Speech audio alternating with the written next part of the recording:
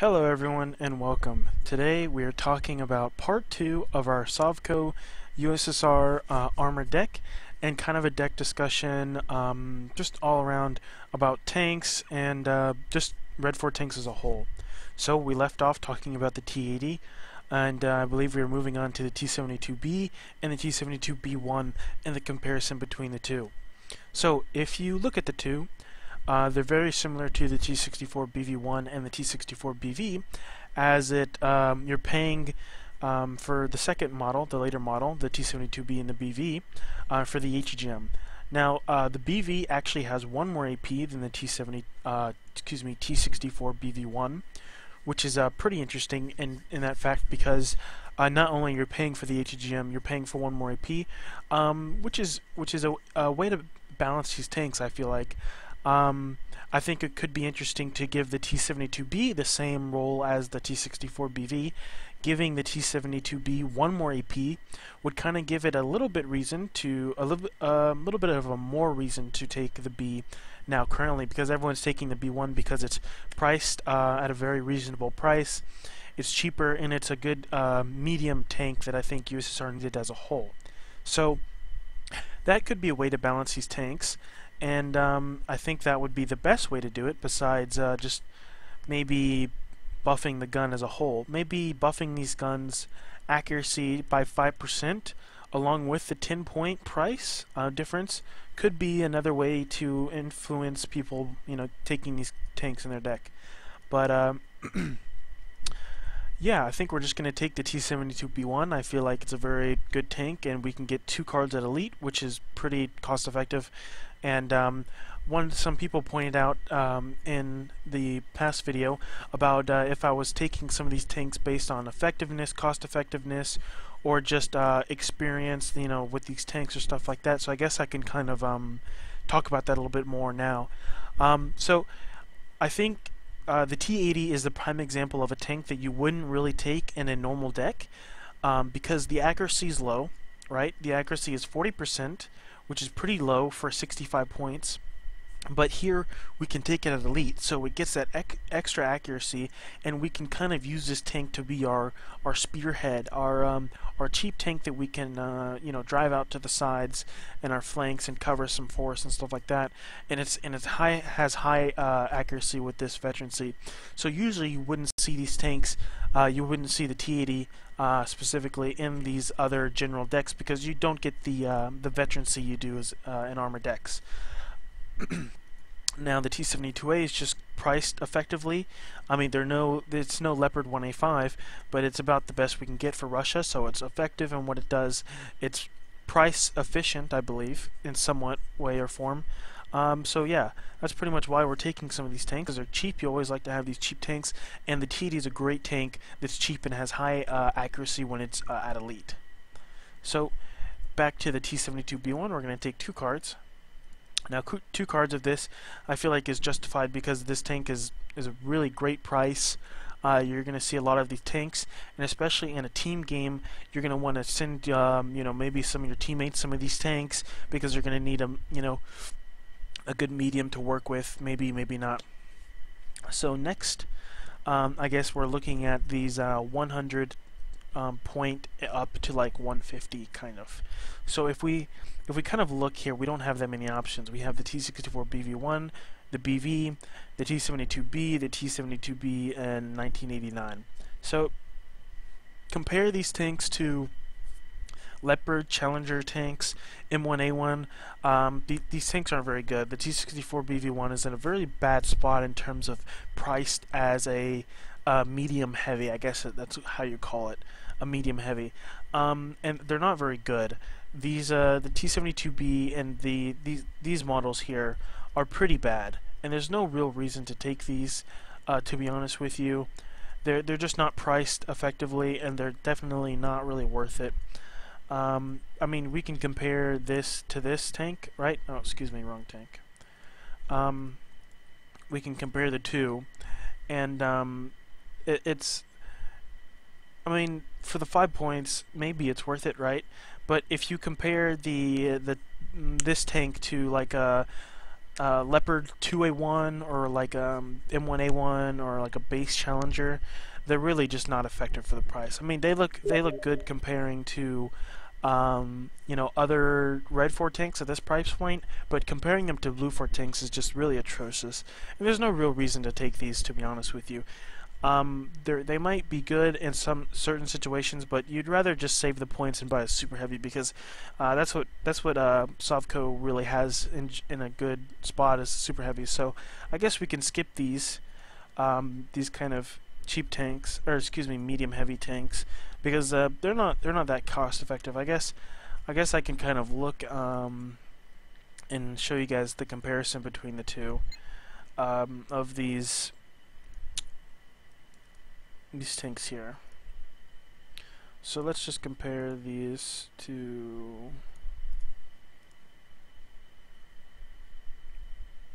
I think that's about it. So if we compare this to Leopard 2A1, it's pretty bad, as you can see here. So we're paying 20 points for pretty much just a worse tank, actually.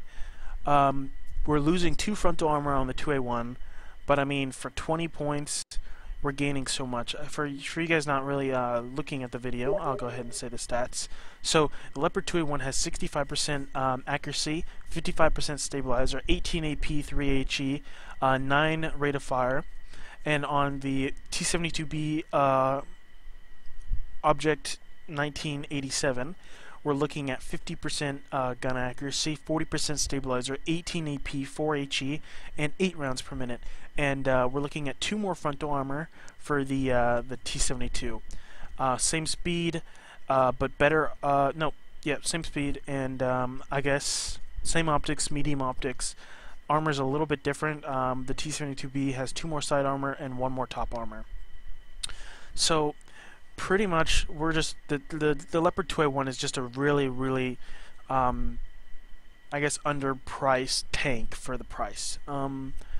It's, if you look at these 120 point BV1, this tank, and you look at the T-72S's, the other Wilk line, comparing it to this tank is just wow.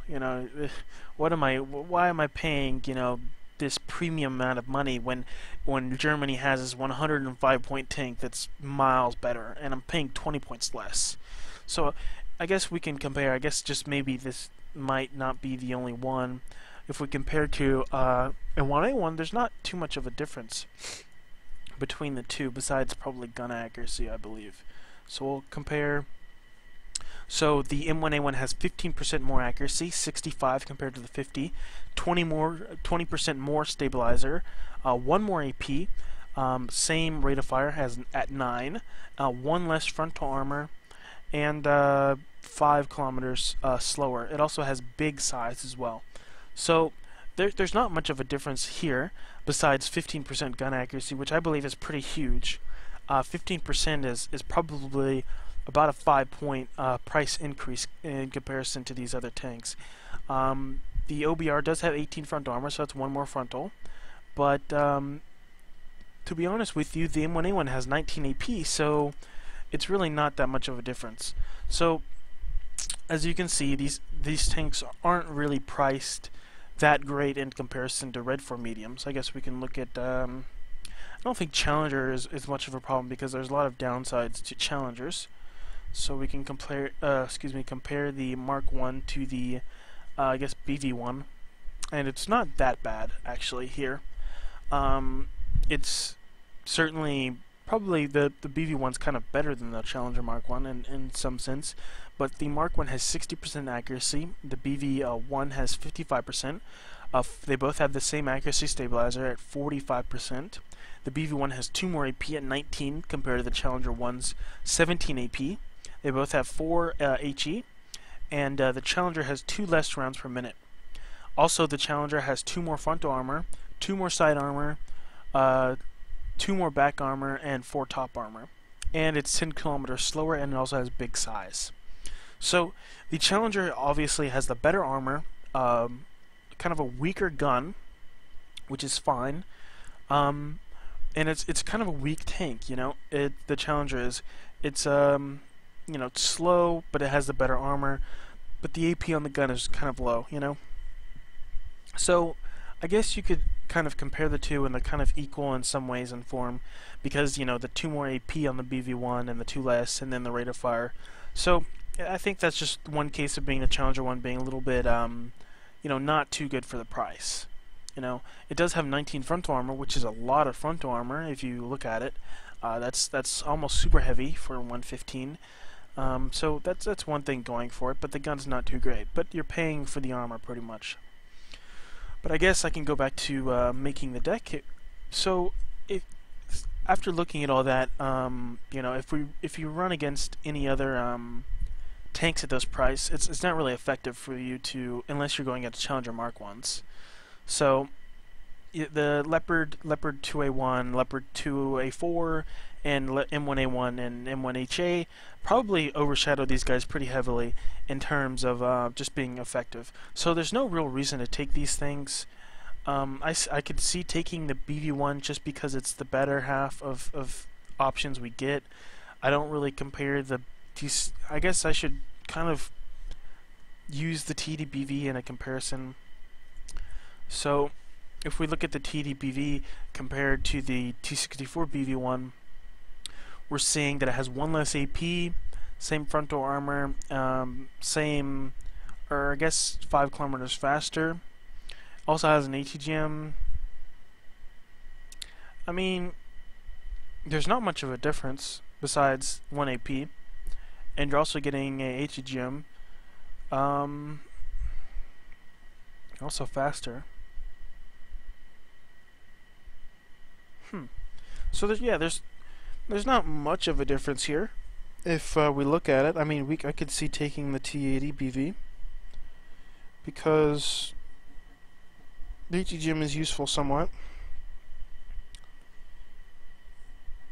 It's kind of really weird. I'm at a weird spot here because I don't know if we should take one or not.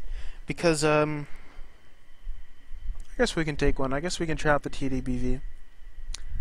Vetting it to have 4 is kind of low. I guess why not? We'll try it.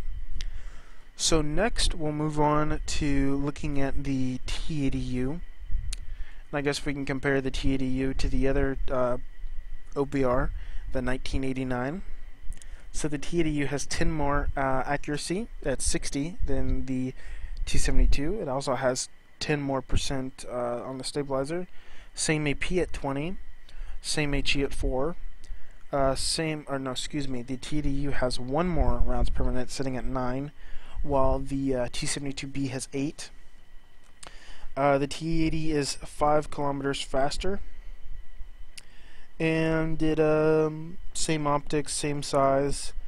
The T72B has 4 top armor and different side armors. That's 1 more side armor for the B. There's not too much, I guess. So pretty much the T80U, you're also getting an HEGM that has a stabilizer. Same HEGM pretty much. Besides, the Reflex has 2,000 meter range with a stabilizer and 22 AP, while the Siver on the T72B has 26-25 and no stabilizer. So for 5 points, you're getting gun accuracy, 1 more round per minute, a better HEGM, so I don't think there's a real reason for you to take the T72B over the T80U. So we'll just take 2. Maybe we don't really need to vet it. I don't think we do. I think the accuracy 60% is high enough with veterancy. So we're at an interesting spot here because we've taken the T72BV. And I think in games we're going to be using, maybe it's kind of redundant to take T72A and T80. I think we can probably cut the T72A, but 8 cards of T80s is really low if we think about it. That's a lot, a big cut to lose.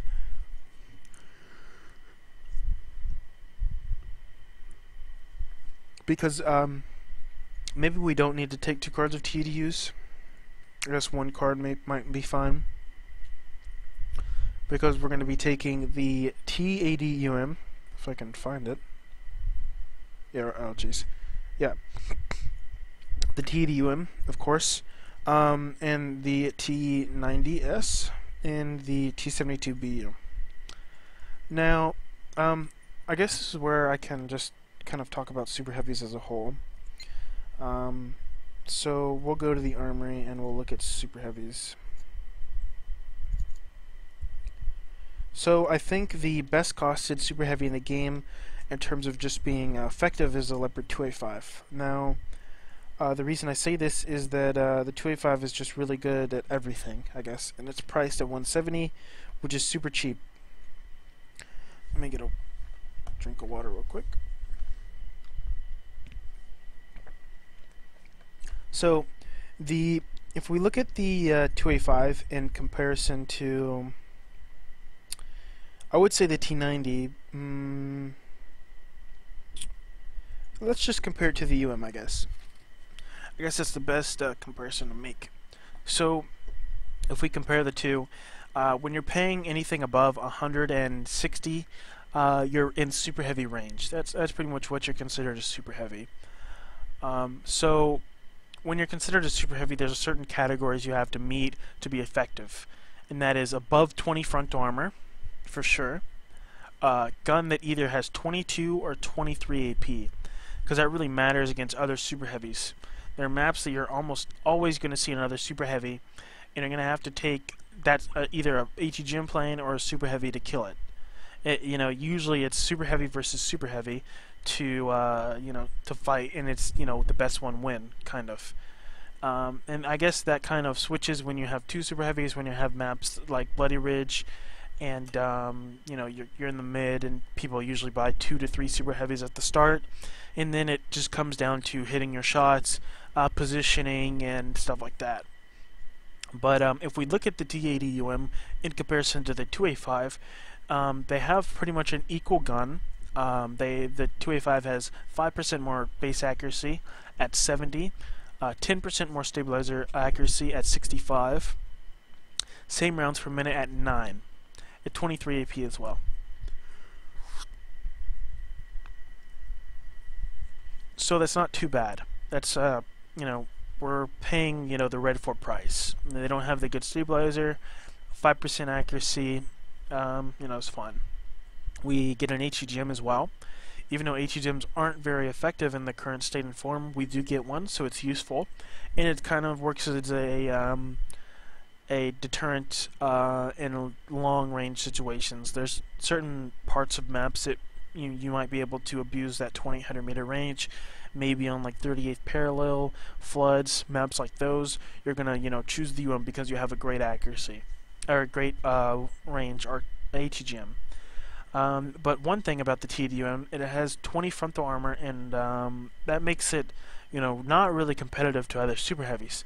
It may have a good gun, yeah, but if you fight a 2A5 versus the UM, the 2A5 is going to win every single time, because the 2A5 has 22 frontal armor and the T80UM has 20 frontal armor. Now, it's really sad, because the HEGM should be the reason, the trump card, right? It should be the real it's effective. You don't want to fight me at all at ranges, but in the maps currently, you're never really abusing that 2,800 meter range, and if it hits, great, fantastic. But 9 times out of 10, if it misses or it hits, they're just going to pull back and repair, and then wait till wait till a better chance to engage you, or just wear you down with artillery, attackums, whatever they have. But you're never really going to have this 2,800 meter range be effective in an actual game. There's certain situations, I will say that is good, but I mean, they're just going to go to a different place where they can get closer to you. And if you miss the ATGM and they come in gun range a couple seconds later, then you're just going to lose, because you have that 20 frontal armor. So that's one thing. I think the ATGM really is priced too. The price is too dependent on the ATGM for being good as a tank. Like this is literally just like this is just like a 1-to-1, right? But it has more frontal armor. Like if we compare the two, the UM and the 1-to-1, we're paying like 10 points for frontal armor and less accuracy on the stabilizer. Like if we just completely, I would rather have this tank just not have the ATGM, right? To be honest with you, and just be priced at 160. I think that would be just fantastic to me, because I think the ATGM is useful, but it's not worth, comparing to these NATO tanks. There's the maps really hinder this tank so much. It's not AOB maps to where there's big, open ranges. You're going to be firing at, long ranges, stuff like that. The maps really aren't suited to 2,000 meter range combat. They're really much shorter. If you look at maps like D-Day, you're engaging within like 2,000 meters. There's certain situations where you're almost always taking a super heavy and you're almost always taking the BU because you can't take the UM because it has 20 frontal armor, So I would rather have this tank not have the HEGM and just have the gun and stats and the price be reduced. Because, the HEGM, of course, like I said, I guess I'm being redundant now, but I think that this tank at 170, comparing it to other super heavy tanks, is just not really an option. The Kaimar Shiki is better than this tank, it gets that extra rounds per minute, that extra accuracy. I guess we can look at it. It's upright, yeah. So at the same price point, you're at 22 AP, you're 1 less AP, but you're 70% accuracy, you get the stabilizer, stuff like that, and you get the 12 rounds per minute. So this tank, this doesn't beat any of these 170, probably doesn't even beat the, it maybe beats the 1-to-1. It at 170 and above, this tank is just, really bad, the is. But we can take it because, we take it actually because it's just a third option. We have the T90s and T90Ss, but the is just a third option in case we lose all 4 of those, which is completely possible. Big team games, there's a lot of threats and stuff like that. So the is just another super heavy that has that high gun. It may not do very well against super heavies, but the numbers is kind of what matters. And I could also see maybe giving the like another unit in the card to make it a little bit better, and stuff like that, like 3 and 2 at a lead or something like that. But I'm just not really much of a fan of the TDUM because the maps really hinder its abilities. So I guess we'll just go on about the T90s. Go back to the deck. And the T90s are just your mainstay tank. They're a good super heavy. They're not the best. They're a little overpriced, kind of. There's another long rant about T80s, T90s, which I guess I can also talk about. So I had a discussion with Faust. If you don't know who Faust is, he's a good buddy of mine. He's rank 1 on the leaderboard, and he has a lot of hours, so he knows a lot, and we discuss about balances and units and stuff like that. And I pointed out to him, I was like, what do you think about the T90? What do you think about the T90S and the differences between the T90, the M1A2, and like Leopard? Because the T72B, you're paying 10 points, or I guess 5 points in this case, for the HEGM, and pretty much nothing else. Like if you compare this to a 2A5, the differences are pretty minuscule. Besides armor, pretty much. Armor is the only inaccuracy. 5 top armor is useful, but the only way it's kind of useful is in terms of HEGM planes. So GR7, Nighthawk, F1. Am I forgetting any? I don't think so. Maybe. So that's the only real reason it's useful. Attack hymns, you're just gonna get one shot, and the Mars and the whatever, the Danish cluster MLRS, that really those have low AP values anyway. That even if you had 3 top armor, it really wouldn't do much of a difference anyway, because their dispersion's bad. And you shouldn't really let your stuff get, smirched or Marsed anyway. So,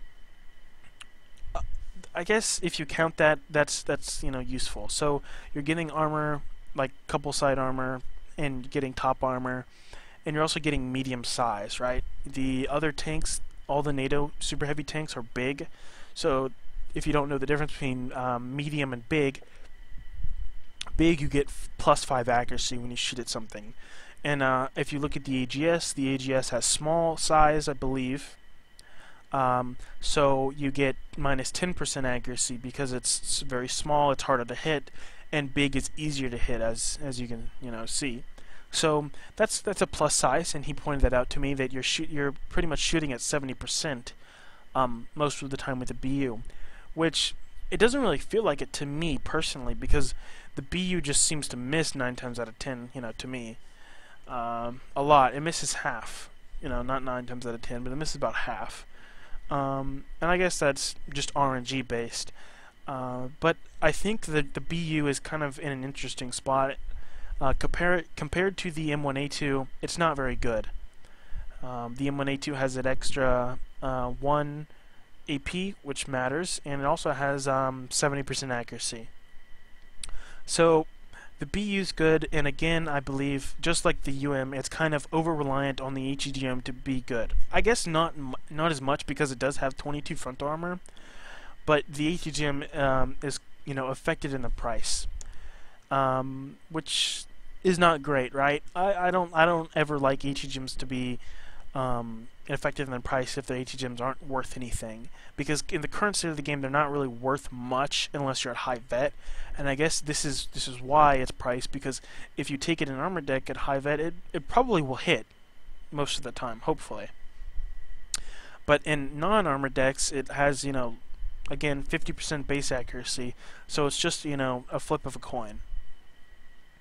But I could see buffing this tank, the BU, to give it a better HEGM, right? I think giving it a better HEGM would kind of make it worth the 180 points. I mean, besides the top armor values and maybe the medium size, I guess that's worth the 5 points.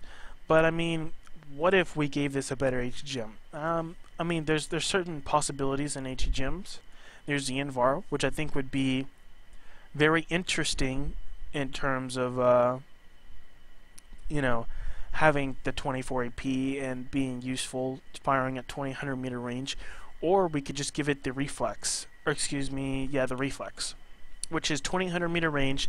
It's pretty much the same exact thing of this is the Sivir is, but it has that extra 200 meter range, which I think would be interesting. I think that'd be one of the best ways to buff it slightly, is just give it a longer range, so that even though, like I said about the TDUM, the maps aren't that great, shooting at 200 meter range, it's just a small buff that kind of fulfills that extra price, that extra premium price you're paying at 180 for the tank. Because right now, it may not be worth it when you compare it to a 2A5, that 10 points. With the HEGM, I don't really value the HEGM because it's not really worth anything. But I guess that mindset of not valuing the HEGM isn't really worth it, because again, sometimes it will hit, and you'll if it hits, is it really worth the 10 points in game? Like, is the HEGM hitting worth the 10 points?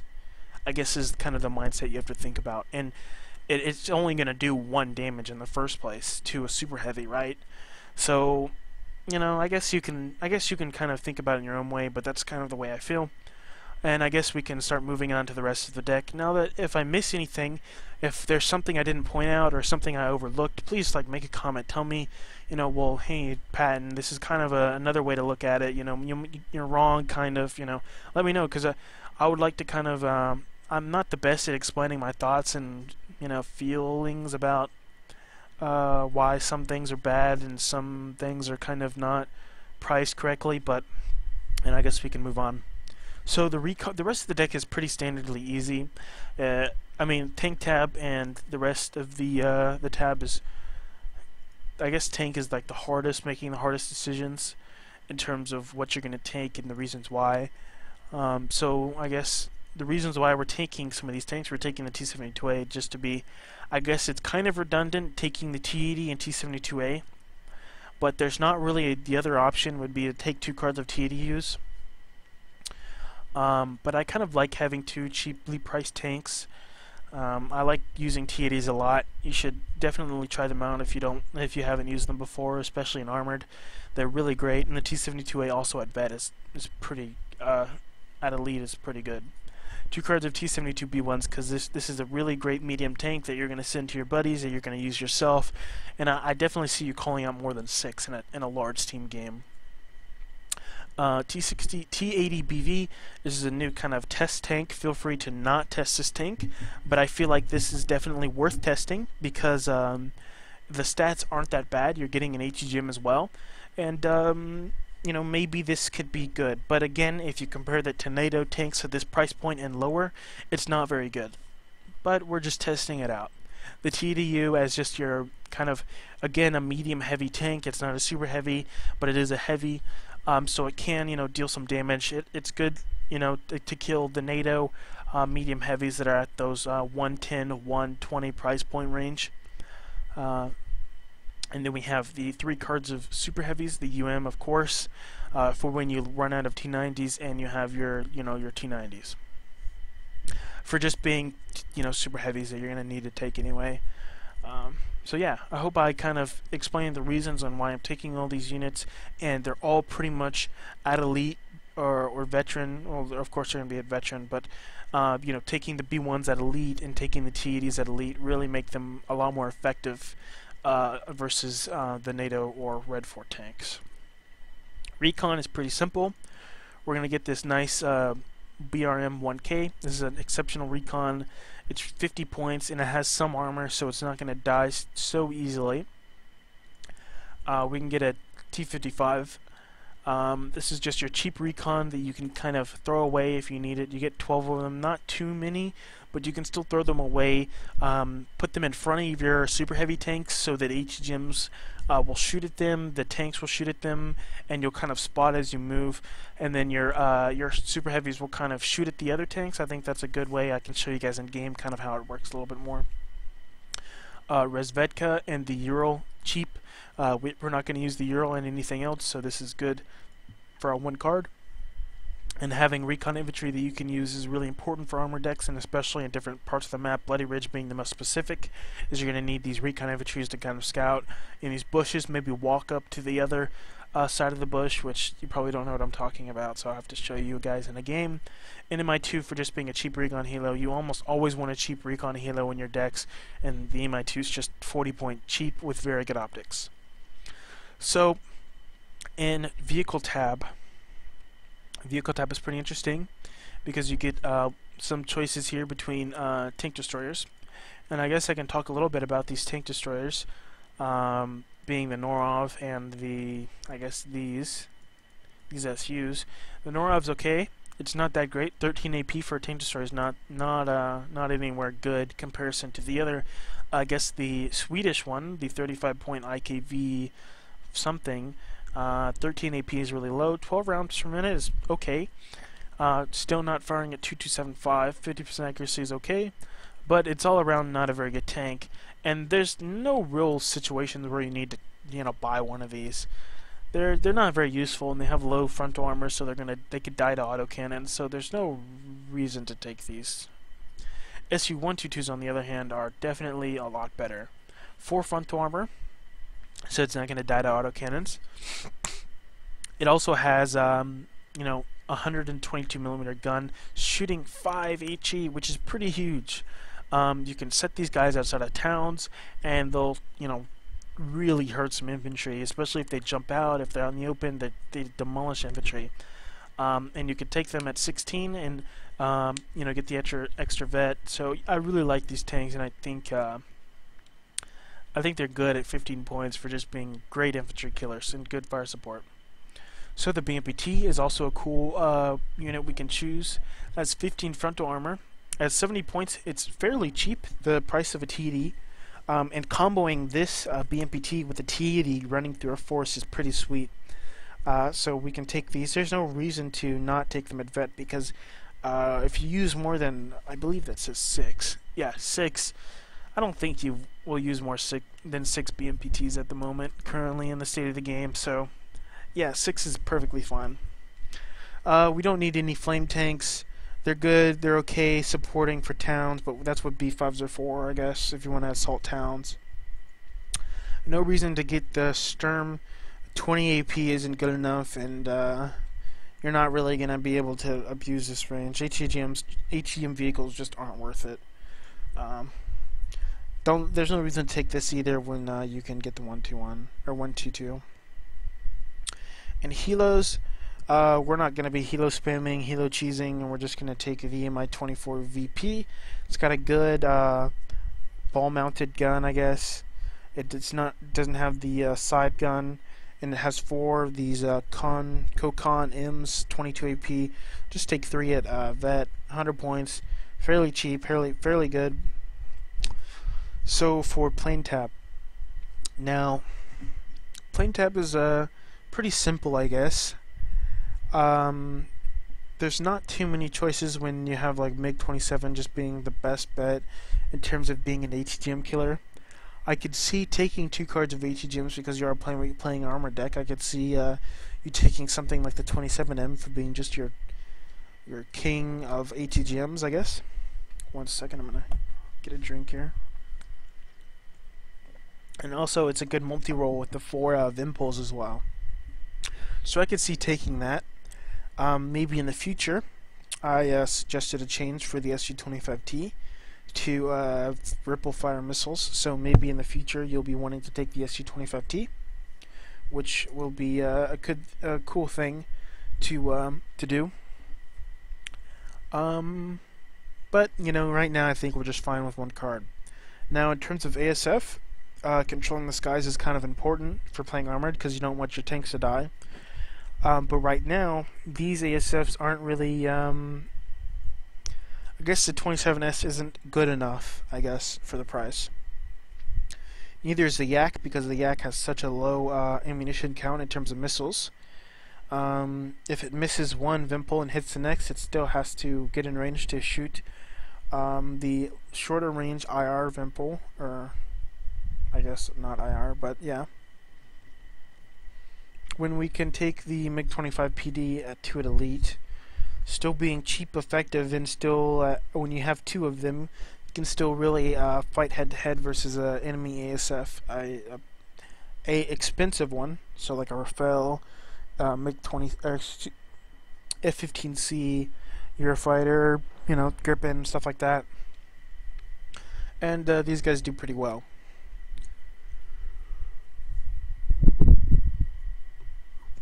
Next would be Seed. Now there's no real reason to take this 150.1 when you can just have 2 of the SU-24s, and SU-24s do their job pretty well anyway. So yeah, we have some cheap planes here, and then, you know, this is just a really cheap plane tab. We're not really planning on being a plane spammy deck, but we're missing the B5. We don't have enough activation points for the B5, right? So what can we cut?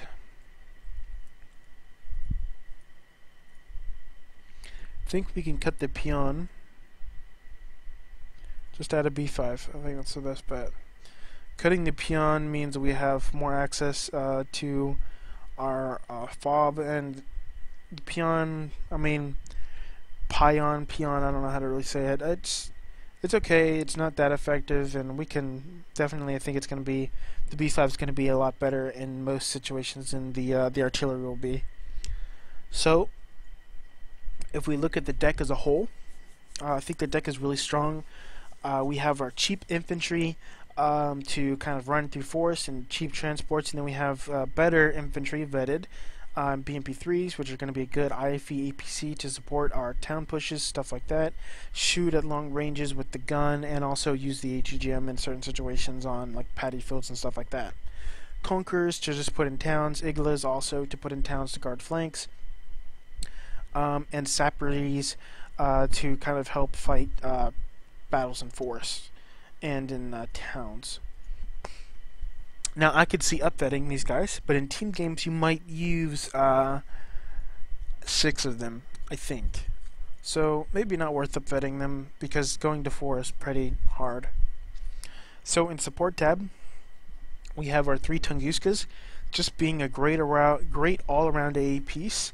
IR, high veterancy once you get a couple kills, and being able to flick the gun on and just do a lot of damage is also pretty important. We have the Spag for just being a good flank support kind of gun, cheap gun. You know, you always like to have a cheap AA piece in your decks, and I think this one's, you know, probably will do pretty well.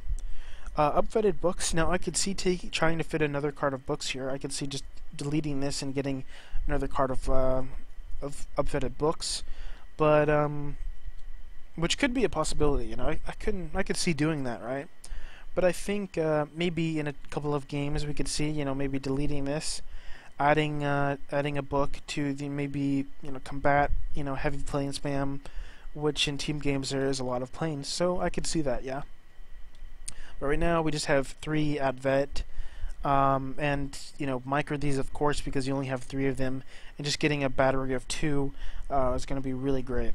So our tank tab, of course, we have some cheap tanks to fight in forests and just to be like cheap support, and we have good mediums. Again, we have this test tank to see if it's any good, if we like it or not. Then we have TDUM, our medium heavy, to help kill these you know, medium heavy tanks. And we have the 3 cards of super heavies like before. Decent recon tab. We don't get anything great, so we can't really take anything great. We just get mediocre stuff. Again, mediocre kind of vehicle tab, good at supporting. Excuse me. And a nice HEGM helo that we can use to kind of help support, maybe call it once in a while. Then a, you know, cheap plane tab besides the B5 to spam out, I guess. ASF, Seed, HEGM, the only thing we really need.